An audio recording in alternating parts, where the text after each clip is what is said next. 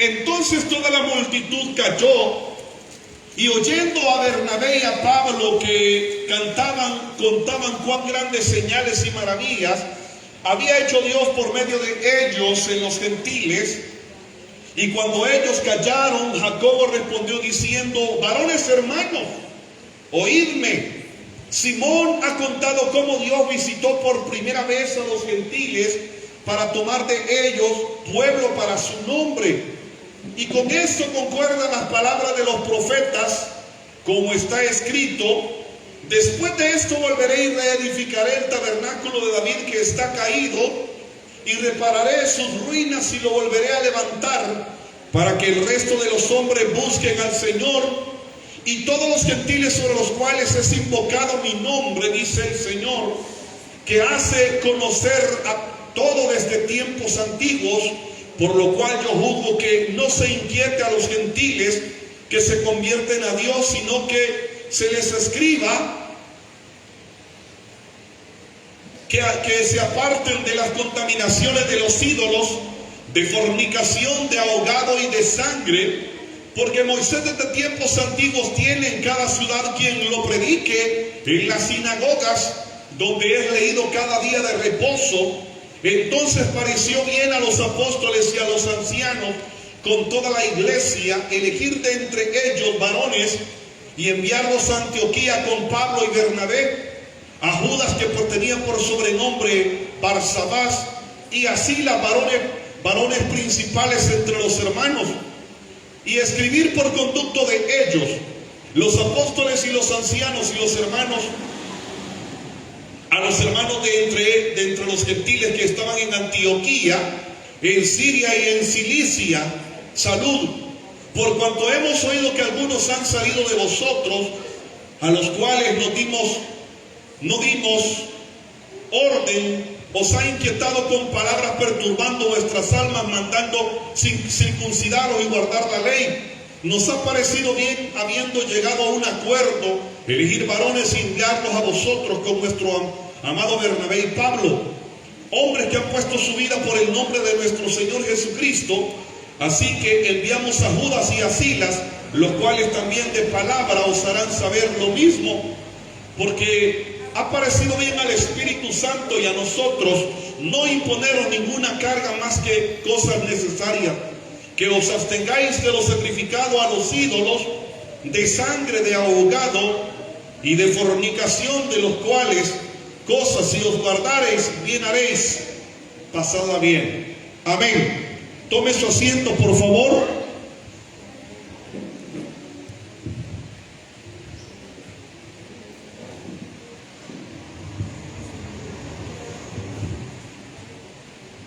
El tema que vamos a abordar en esta mañana, mis amados, se titula El tabernáculo de los gentiles.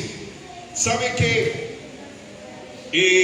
hablar de otro tabernáculo que no sea el tabernáculo de Moisés, que es el que usted conoce? De hecho, yo creo de que usted vio un video que subí hoy por la tarde, ese video que vio usted en la página de la iglesia, que por cierto le pido que comparta el mensaje, hermano. Ayúdeme. En ese video justamente se muestra lo que era el tabernáculo de Moisés en el desierto. Ya le voy a explicar yo qué es lo que representa y significa el tabernáculo de Moisés, pero le repito, al hablar de tabernáculo casi todo mundo relaciona la expresión con el tabernáculo de Moisés. Pero hay, hermano querido, otro tabernáculo mencionado en la Escritura, que de no conocer la enseñanza o la doctrina o no haber leído nunca el pasaje, probablemente cualquiera diría: mire, eso no está en la Biblia, eso no es doctrina, eso es herejía. Un muchacho amigo mío me decía hace quizás como 2 meses: vos querés obligar a la gente a danzar. Y le digo: hermano querido, existe la doctrina en la Biblia, se llama el tabernáculo de Moisés. Pero yo no puedo obligar a que la gente sepa, hermano, toda la doctrina en las Sagradas Escrituras. Porque algunos hermanos conocen una cosa, otros conocen otra. Pero no puedo yo obligar, hermano, a la gente a saber más de la Biblia, de lo que ya conocen, que no tienen intenciones de crecer. es casi inútil o inaudito el querer enseñarles, pero la doctrina, hermano, donde se enseña a alabar a Dios con gozo, con plena libertad, con ruido, con alabanza extravagante y con adoración extrema, hermano, se titula el tabernáculo de David. Eso, hermano, yo no voy a profundizar en ese momento. Si usted no ha ido al retiro todavía, entonces le animo que vaya en julio, el 17 de julio, allá le voy a explicar yo plenamente de qué se trata el tabernáculo de David. Pero ¿cuántos se acuerdan? ¿Cuántos de los que fueron se recuerdan acerca de ese tema? El tabernáculo de David. Ok, qué bueno que se acuerden. Mire, en la escritura, hermano, nada aparece por casualidad. Todo, absolutamente todo, tiene un significado en la Biblia. Los lugares, los nombres, los colores, las direcciones, hermano. Y de hecho le voy a comentar que las principales figuras que se encuentran en la Biblia, figuras o tipos, tupos se dice en griego, es tipos o figuras, hermano, o sombras o parecidos, hermano, apuntan, las principales o las mayorías apuntan, hermano, hacia las profecías acerca del Mesías o las profecías mesiánicas. Vea, cuando en la Biblia se menciona una figura o una sombra, hermano, o un tipo, vea esto. ¿Alcanza a ver mi sombra usted en la pared? ¿Sí? ¿De quién es la sombra? ¿Aló? ¿De quién es la sombra? ¿De quién es la sombra? No, ¿de quién? ¿De quién es la sombra? Suya. Es mía, pero la sombra no soy yo. Es mi sombra, ¿me entienden? Entonces, la sombra indica, hermano, que hay algo real de lo cual está saliendo la sombra, ¿me entienden?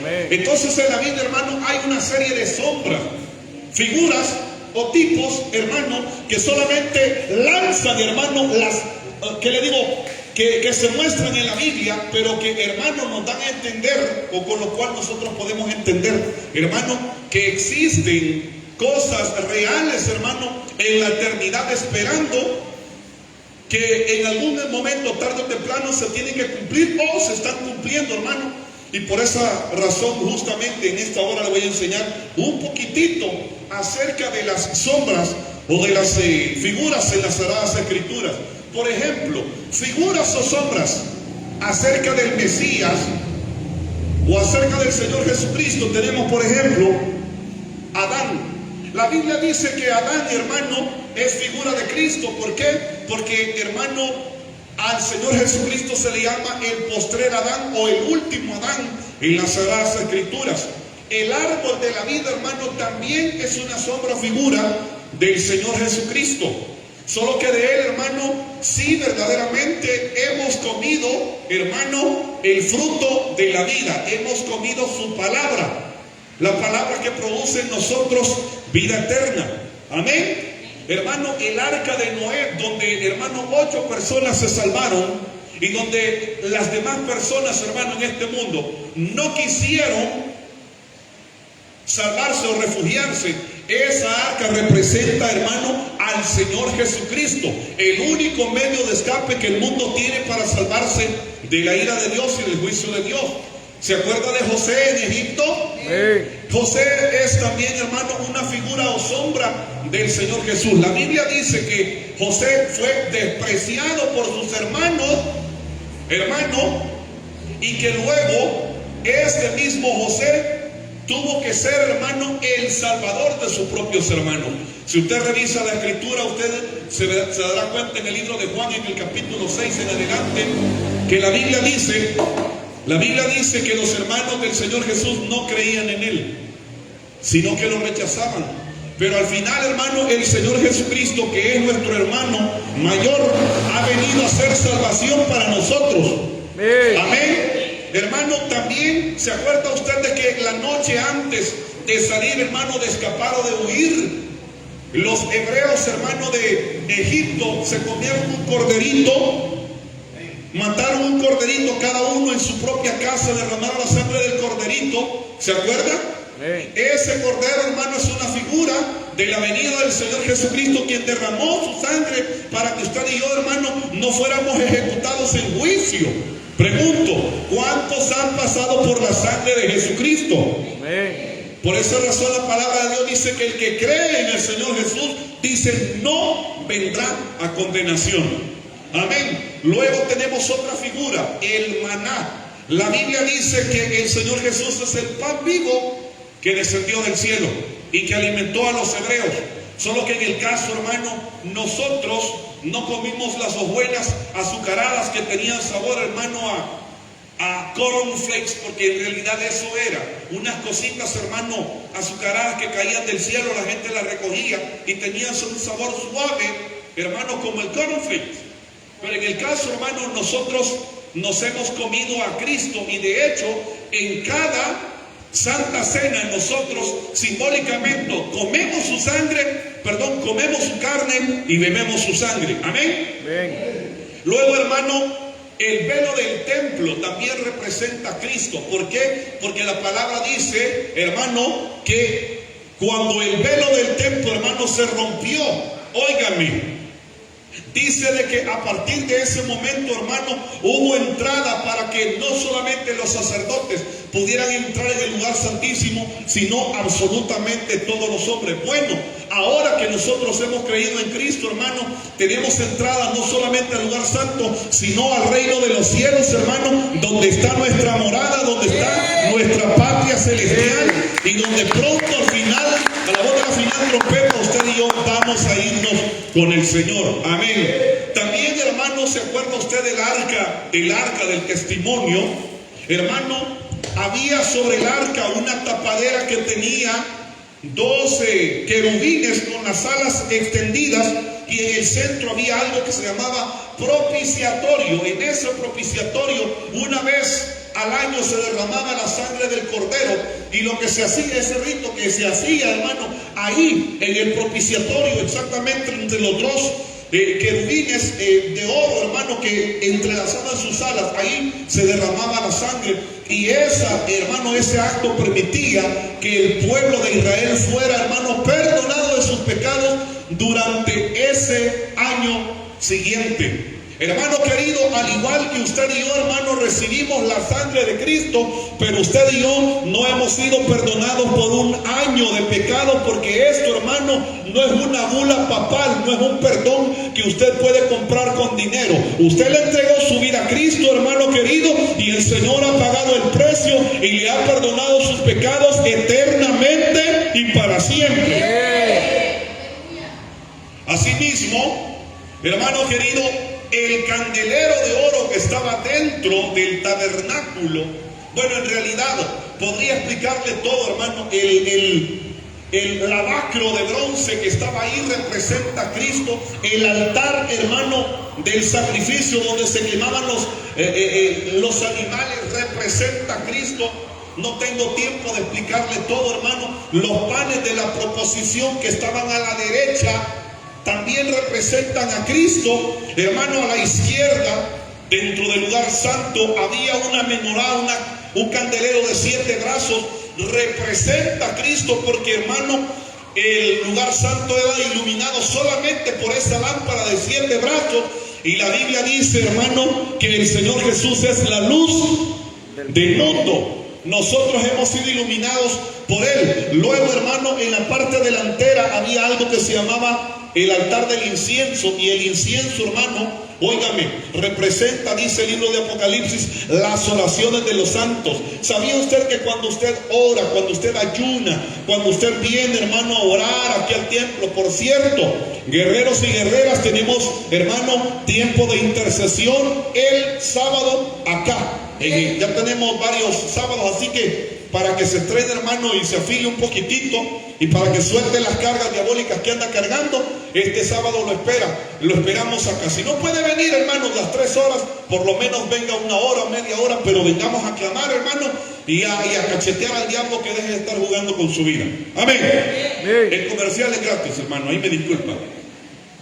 Pero la palabra de Dios, hermano, nos enseña de que, hermano, nadie puede ganarle al Señor Jesús en cuanto a interceder se trata. Si las oraciones suben como incienso, la palabra de Dios dice que el Señor Jesús dice que En horas de la noche, dice, se apartaba solo al huerto del Getsemaní y ahí hablaba con su padre y oraba toda la noche.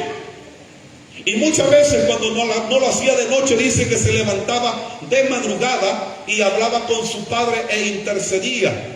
No hay, hermano, en todo el universo una persona que haya sido una persona tan de oración como el Señor Jesús. Ni usted ni yo. Entonces el Señor, ese hermano altar de incienso representa al Señor Jesús. El arca, hermano, del pacto adentro del lugar santísimo, es decir, al otro lado, hermano, de la tela divisoria que le acabo de mencionar, también representa a Cristo. Hermano, los objetos que estaban dentro del arca, que era un tazón de maná, la vara de Aarón que floreció y las dos tablas de la ley, hermano, las dos tablas de la ley, hermano, representan a Cristo.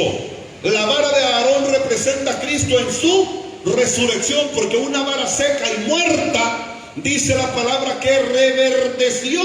Dios permitió que reverdeciera y echara brotes como una muestra de a quien Dios aprobaba como su ministro.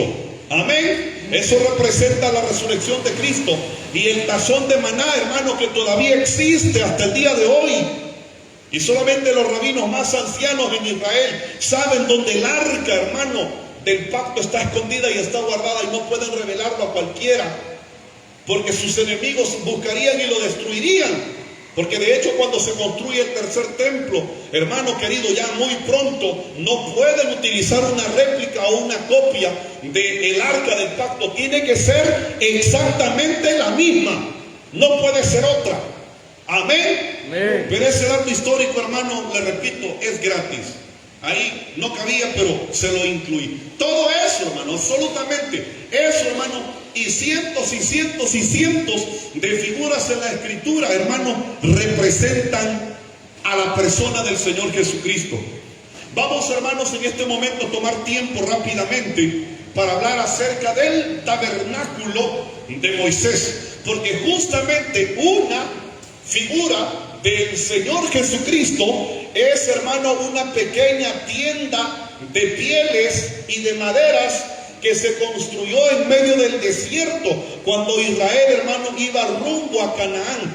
Esa pequeña tienda, hermano, que estaba en el centro de todas las tribus, hermano, en el desierto, representa a Cristo, representa la presencia de Dios en medio de su pueblo. Amén. Vamos a ver, hermano, de que Dios siempre ha buscado y ha deseado, hermano, habitar en medio de sus hijos. ¿Sabía usted? ¿Aló? ¿Sabía usted que Dios siempre ha buscado? Hermano, discúlpeme, yo no sé si usted ha venido dormido o qué, pero no oigo que responda nada, lo siento muy distraído. ¿Están aquí? ¿Están aquí? Es que lo siento bien callado, no sé qué le sucede. Hermano, el tabernáculo de Dios es una representación de que Dios siempre ha deseado habitar en medio de sus hijos. Hermano, por ejemplo, en Génesis 3:8 dice la palabra: y oyeron la voz de Jehová Dios, que se paseaba en el huerto al aire del día. Óigame, en el huerto del Edén estaban, hermano, obviamente Adán, Eva, hermano, todos los animalitos sobre los cuales Dios los había puesto a regir y a gobernar. Pero la palabra nos enseña que de tiempo en tiempo, hermano, Dios abría, hermano, allá en los cielos una puerta celestial, metía el pie, hermano, ¡pum!, y aparecía en el huerto del Edén. Esa puerta tiene un nombre, se llama la puerta del norte. Es un misterio teológico que se lo voy a explicar otro día. Es tremendo. Pero, hermano, el Señor abría la puerta, metía el pie y aparecía, hermano, inmediatamente en el huerto del Edén. Y la Biblia dice que el Señor Dios Todopoderoso se paseaba en medio del huerto. Pregunto, ¿para qué? ¿Para qué? ¿Para qué o por qué se paseaba en medio del huerto? ¿Con qué intención? ¿Aló? Borrando la caché telefónica de todo, de TikTok, YouTube, ahorita, para que pueda procesar lo que le estoy preguntando. ¿Con qué intención Dios se paseaba en medio del huerto?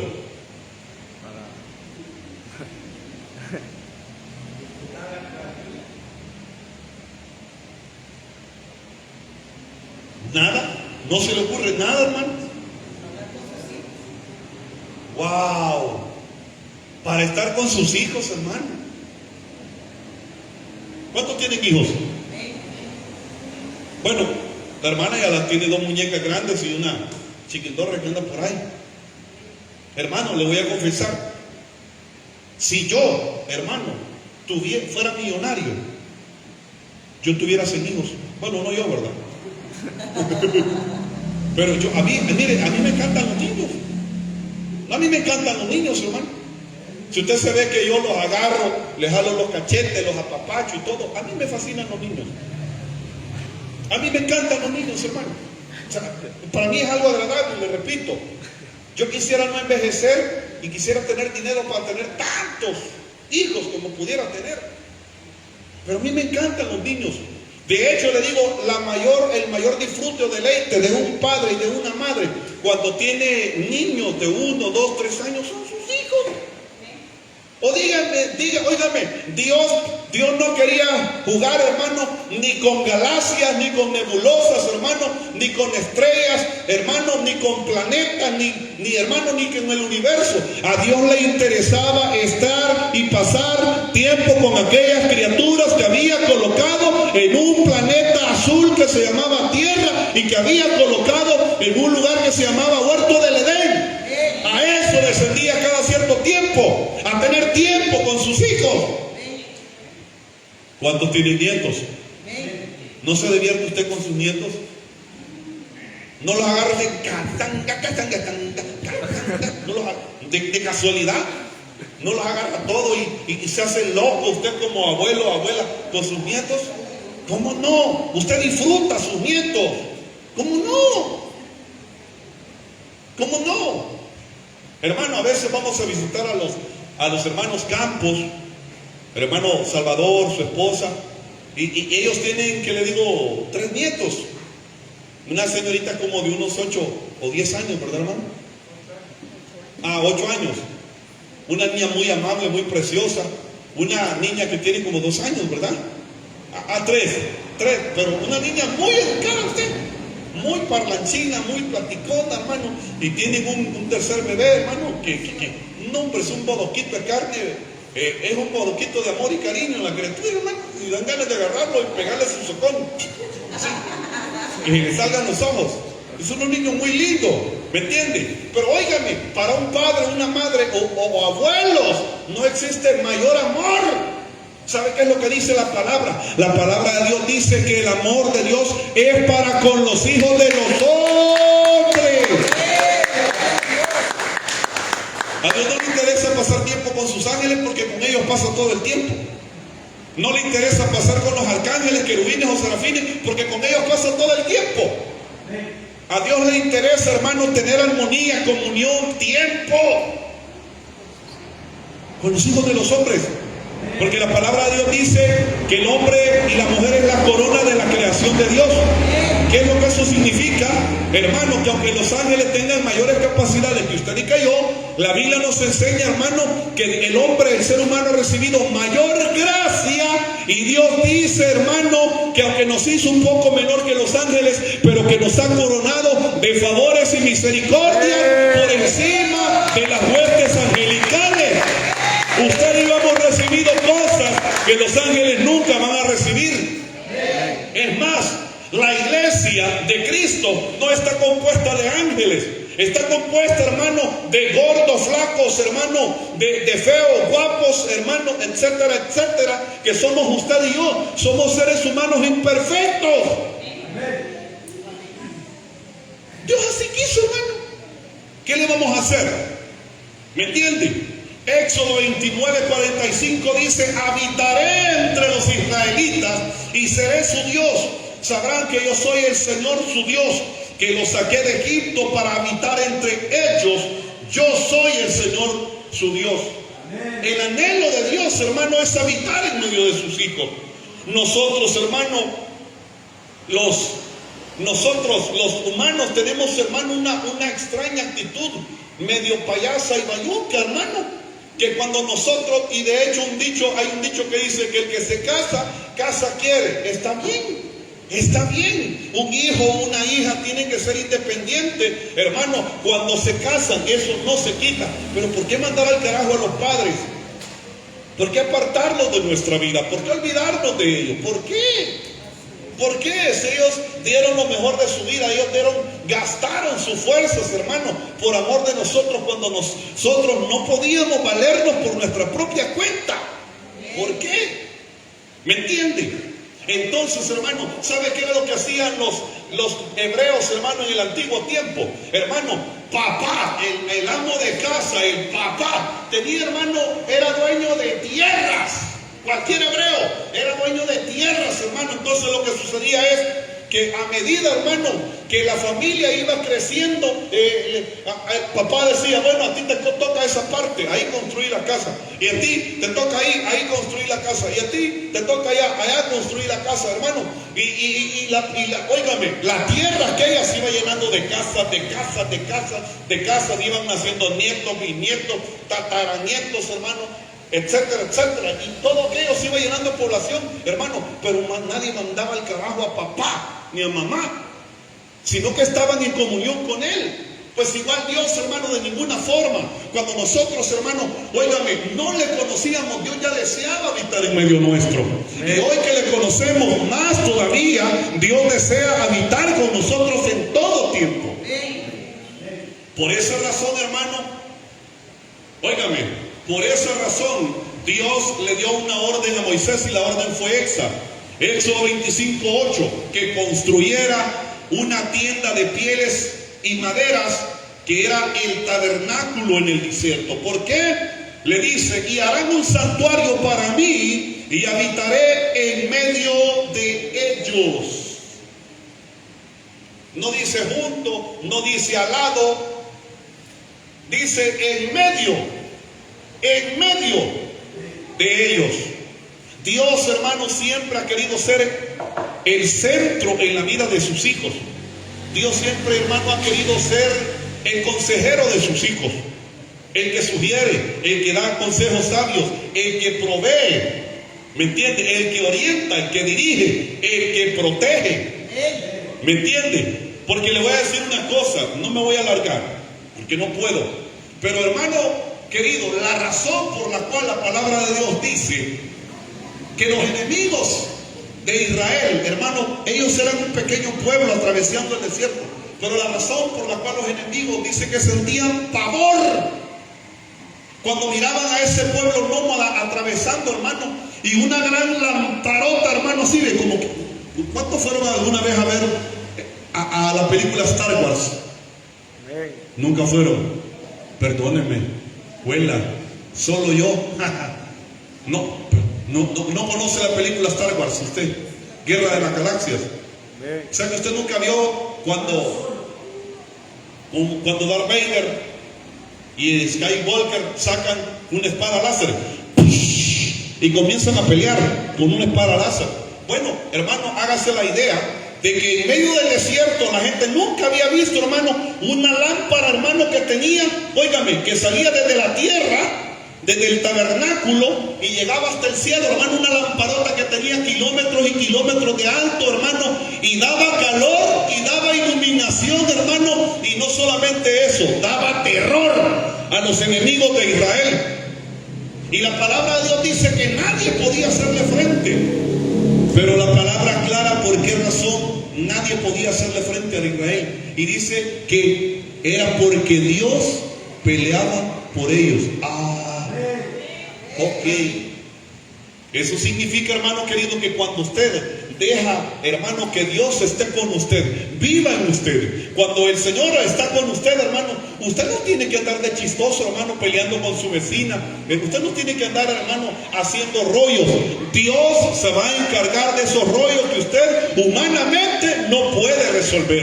Deje que Dios actúe, Él sabe qué es lo que va a hacer, simplemente déjelo actuar. Amén.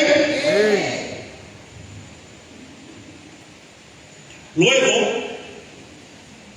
vamos a ver, hermano, de que a través de esto, hermano, los hebreos cometieron un error, y es de que los hebreos pensaron de que, o asumieron que la salvación era algo que solamente le pertenecía a ellos, solamente hablaba de ellos, pero no era así. Vamos a ver en este momento el tabernáculo de los gentiles.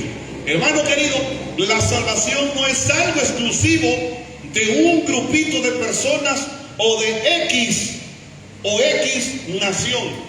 La salvación, hermano, no es algo exclusivo.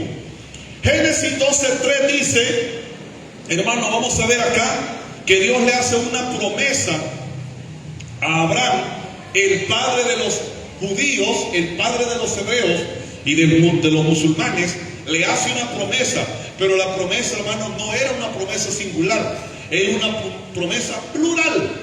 Dice, y por medio de ti serán benditos todos los pueblos de la tierra. ¿Cuántos pueblos? Todos. ¿Cuántos? Todos.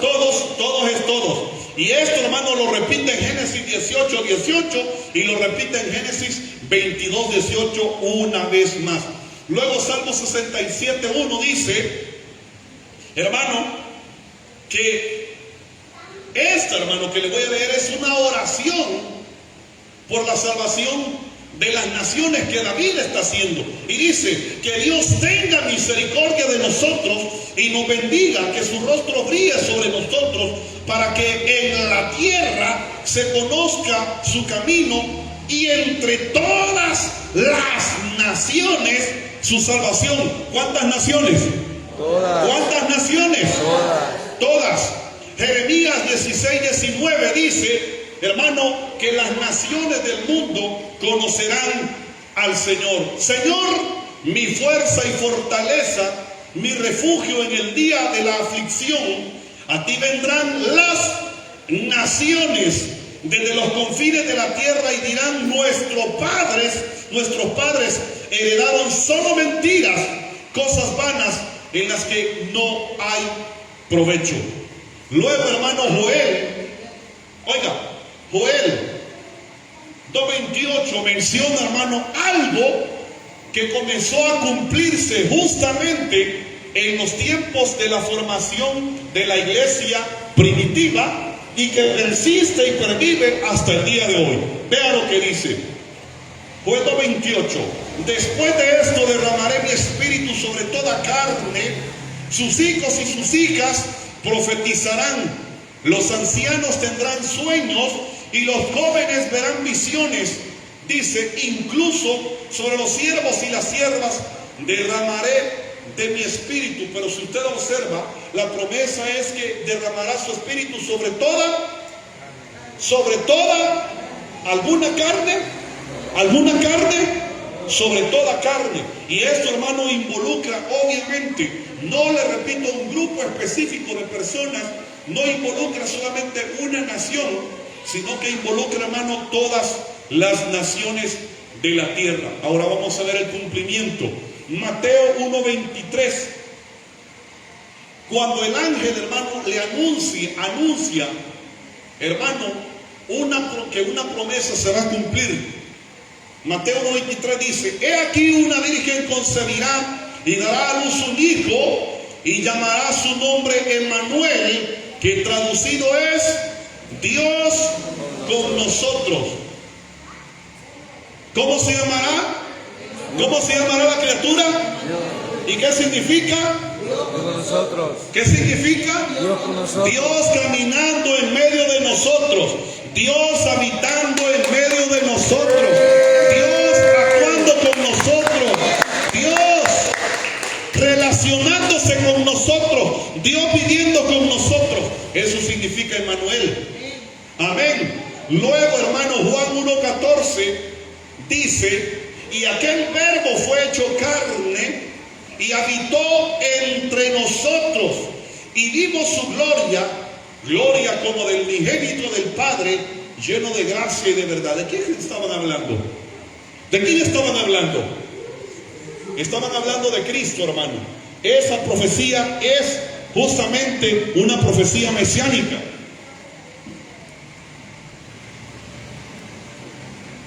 Entonces vamos a ver a continuación, hermano querido, cuál es la diferencia entre el tabernáculo de Moisés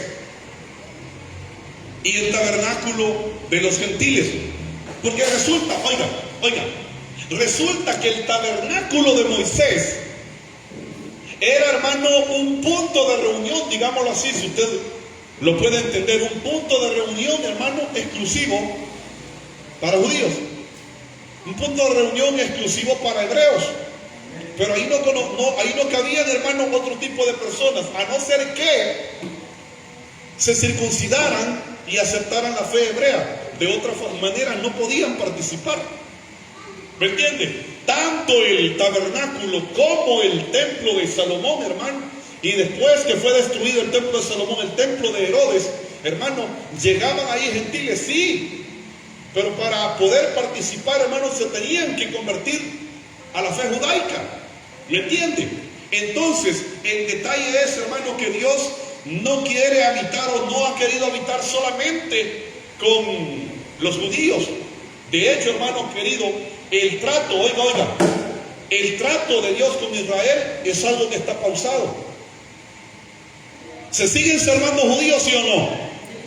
¿Se siguen salvando judíos, sí o no? Sí, los que creen en Cristo. A ellos se les llama judíos mesiánicos. Los que creen, hermano, no que el Mesías vendrá, sino que el Mesías ya vino. Porque el resto, hermano, de judíos ortodoxos, ellos, hermano, los que están así, hermano, orando en el muro de los lamentos y que están ahí con unas sus trencitas aquí, hermano, colochos, hermano, ellos todavía están esperando que el Mesías venga. Pero, hermano, los judíos mesiánicos, nuestros hermanos, ellos, hermanos, conocen al Mesías y se dan cuenta y descubren de que el Mesías ya vino y que fue aquel hombre al cual rechazaron sus hermanos y sus padres. Amén, amén. Entonces, hermano, lo que quiero enseñarle es de que Dios no ha querido, hermano, habitar solamente con el pueblo hebreo, con el pueblo judío. Le dije, entre paréntesis, hermano, Dios ha pausado el trato con Israel. Y usted me dice, no lo ha pausado. ¿Cómo no? Sí lo ha pausado. Si no, dígame usted a dónde están los sacrificios de animales, a dónde están, hermano, los servicios en el templo. ¿A dónde están? No hay servicios en el templo. No hay sacerdotes ejerciendo en este momento, sacerdotes arónicos. No hay, hermano, sacrificio de animales. No hay. Entonces eso está pausado. Eso, hermano, pronto va a ser reanudado. Pero usted y yo ya no vamos a estar acá, hermano, porque nosotros habremos volado a la presencia del Señor Jesús, a las bodas del Cordero, a timá de Cristo. Amén, al tribunal de Cristo.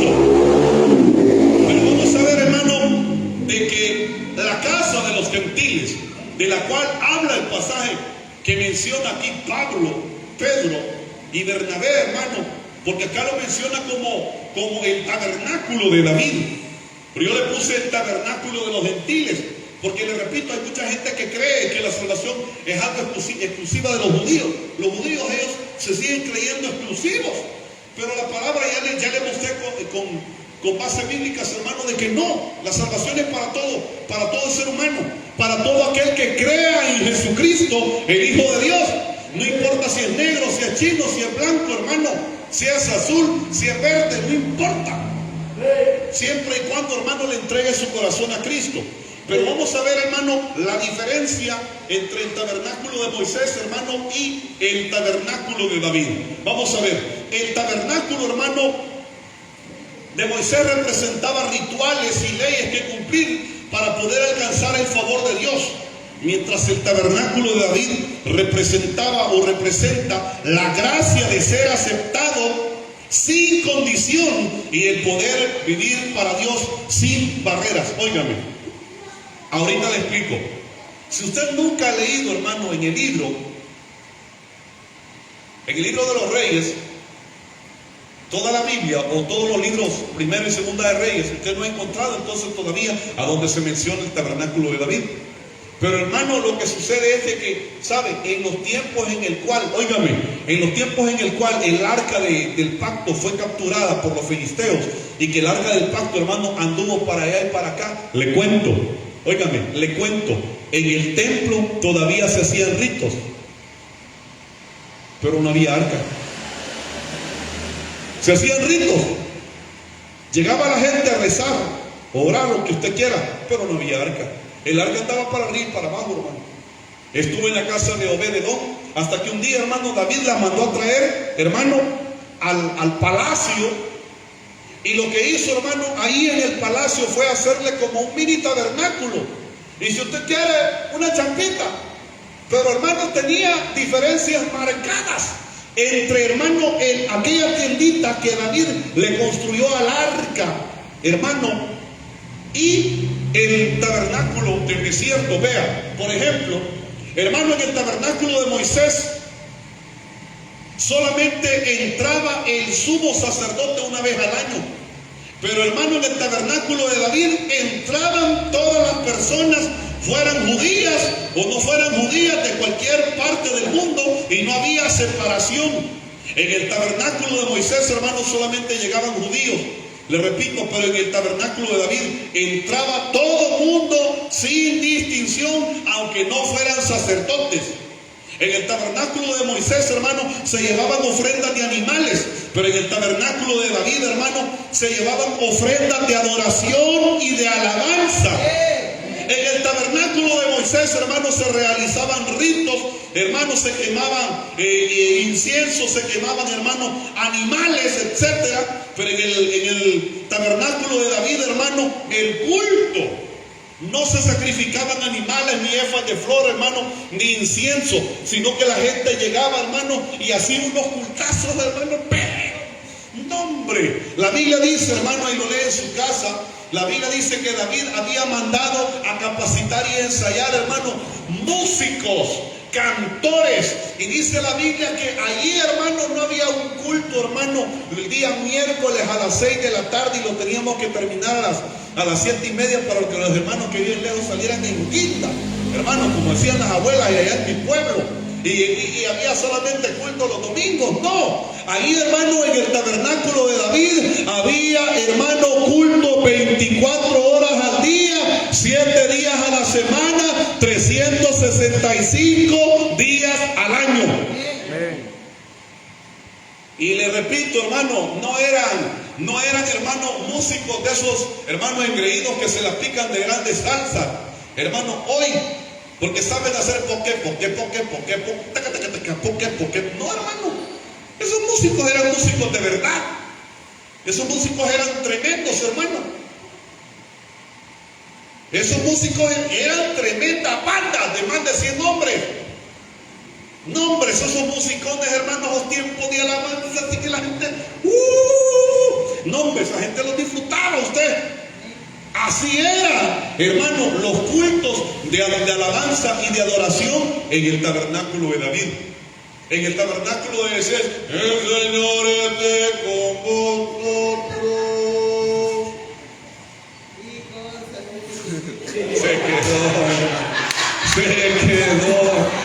Se quedó. Fuego. Ay. Ahí decía, hermano, allá valía incienso. Le voy a decir algo feo. En el tabernáculo de David, hermano, no valía incienso. Ahí huelía a puro sudor de gente, hermano, que había sudado alabando y adorando a Dios. Y en lugar de incienso, hermano, habían oraciones de gente con el corazón quebrantado, dolido, que confesaban sus maldades y sus pecados y se rendían delante de Dios. Allá había incienso, aquí había oración.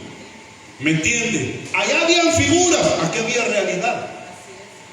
Amén. Hermano querido, en el tabernáculo de Moisés, hermano, había templo, pero no había arca. En el tabernáculo de David, hermano, no había pompa. No habían templos, hermano, de cristal. Hermano, no habían vitrales. No habían, hermano, imágenes de todo tipo de santos y de sangolotes, hermano, en la pared. Hermano, no había incienso, ni humo, hermano, ni órgano. Hermano, era una simple tienda de pieles y de tela, hermano, que había. Pero ¿sabe qué sí había en el tabernáculo de David? Ahí estaba el arca del pacto, ahí había presencia de Dios. ¿Qué es lo que más importa? La iglesia de Cristo, hermano, no tiene que preocuparse si tiene sillas para sentarse, hermano. Nosotros humildemente nacimos, hermano, con 15 sillas que la hermana Josh nos regaló. Ahí están. ¿Me entiende? Y obviamente que el Espíritu Santo ya se las había revelado cómo las queríamos, hermano, porque yo le dije, las vamos a comprar blancas. Blancas son, pastor, me dijo. Aleluya. Y aunque hoy, hermano, malas lenguas andan diciendo que la iglesia existe porque nos regalaran sillas, bueno, vean la foto. No existe en este templo ninguna silla que no sea de color blanco. Así que no es cierto. No es cierto. Y no sé qué hace la gente, hermano, de corazón ensatanado, hablando, hermano, cosas que no son. Amén. Pero las iglesias de Cristo ahora no tienen que preocuparse si tienen buen sonido o no tienen sonido. Si tienen, hermano, batería para darle poque. O si tienen teclado para poque. No, hermano, lo que nos tiene que preocupar, hermano, es si usted trae un corazón dispuesto para alabar a Dios con todo su corazón. Tiene manos, tiene boca, tiene corazón, tiene rodillas para ponerse de rodillas, tiene manos para levantar, tiene boca para adorar, más que suficiente.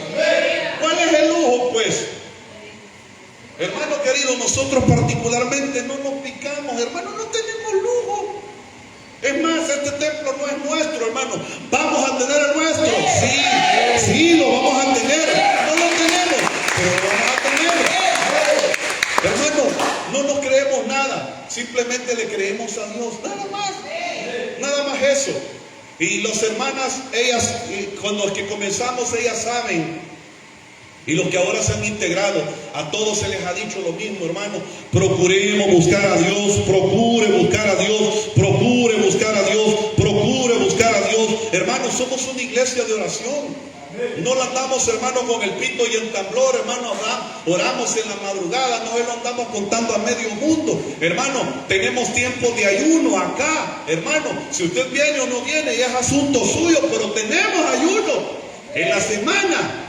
¿Me entiende? Porque hemos entendido, hermano, que el arca es más importante que las paredes. El arca es más importante que el sonido. El arca es más importante que las sillas. El arca es incluso más importante que el pastor. Si no hay arca, no hay nada. Si no hay arca, hermano, solamente queda ruido, bulla, apariencia, falacia, burlón. No hay nada. Y si nosotros nos vamos a quedar sin presencia, hermano, entonces mejor váyase donde usted quiera. Porque sin presencia, hermano, no podemos vivir. Porque si es así, hermano, entonces van a comenzar a pasar acá, hermano, cosas feas, cosas desordenadas, que no queremos que pasen. ¿Me entiende? Hermano querido, en conclusión, yo termino solamente diciéndole, el pasaje que leímos, hermano, en todo el pasaje que leímos resalta el hecho, hermano, de que se mira a los discípulos haciendo un reporte de lo que ellos vieron en los gentiles. Y de hecho, hermano, en todo este pasaje resalta, hermano, el concilio de Jerusalén. Si usted no sabe qué es un concilio, hermano, es un consejo espiritual de los líderes de la iglesia del primer siglo. Eso es un concilio, o era un concilio. Entonces, hermano, ellos habían recibido denuncias de que se habían convertido gentiles, muchos gentiles. O sea, gente no judía. Pero habían aparecido unos judaizantes diciéndole, no, si ustedes no se circuncidan, ustedes no son hijos de Dios. Y si ustedes no guardan la Torah, no son hijos de Dios. Y si ustedes no se ponen la kipá, no son hijos de Dios. Y si ustedes no se dejan acá los colochitos aquí y hacen así, ustedes no son hijos de Dios. Y entonces para eso los líderes de la iglesia tienen que reunirse para decirles, hey señores, Dejen de ponerle cargas inútiles a los gentiles, cargas que ni nosotros ni nuestros padres pudimos llevar. Déjenlos en paz. Ellos están siendo salvos por la gracia de Dios, y la evidencia que son salvos es que el Espíritu Santo ha caído sobre ellos de la misma forma que cayó sobre nosotros. Así que dejemos de ponerles cargas. En ellos, le dice, se está cumpliendo fielmente la promesa que se hizo en el Antiguo Testamento, donde en el tabernáculo de David llegaban no solamente hebreos, sino que llegaba gente de todas las naciones a adorar al Rey de Reyes y Señor de Señores. Hoy vemos ese cumplimiento. Amén. Hermano querido, Pablo y Bernabé testifican cómo Dios obró milagros entre los gentiles en el verso número 12, confirmando, hermanos, su inclusión en el pueblo de Dios. De hecho, Pedro recuerda que Dios purificó sus corazones por fe. Esto lo puede leer en el verso 9 del mismo pasaje. Y que derramó su espíritu sobre ellos sin exigir ningún cumplimiento de ley. A nadie le dijo, ajá, déjame ver tu currículum, ¿cómo estás con los 10 mandamientos? ¿Los has cumplido? No, Señor, apenas no he cumplido ni uno. Ah, pues no, hazte a un lado. No, el Señor no pidió cartilla de vacunación, hermano, ni cartilla de cumplimiento de leyes. El Señor los ministró y los bautizó a todos. Amén. Luego, hermano, eso fue en el verso 8.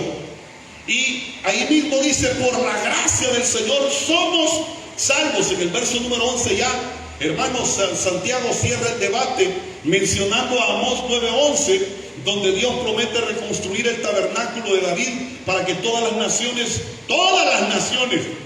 no una, no dos, los guanacos, los chapines, los mexicanos, los gringos, los canadienses, los alasquenses, o no sé cómo rayos se dice, hermano, los beliceños, los catrachos, los chochos, los ticos y todos los de abajo, hermano, busquen al Señor, y los del otro lado del charco también, hermano. Que todos busquen al Señor, no solamente un grupito de gente allá con colochitos aquí y con kipá en la cabeza que le hacen así, hermano, sino que todo mundo. Entonces, hermano, en resumen, este pasaje que usted y yo hemos leído, hermano, cumple la promesa de salvación para los gentiles, mencionada en Génesis 2:3, Isaías 49:6, mostrando de que la gracia de Dios en Cristo supera la ley que nadie pudo cumplir jamás, sino solamente Cristo. De hecho, la iglesia celebra con gozo en el verso número 31,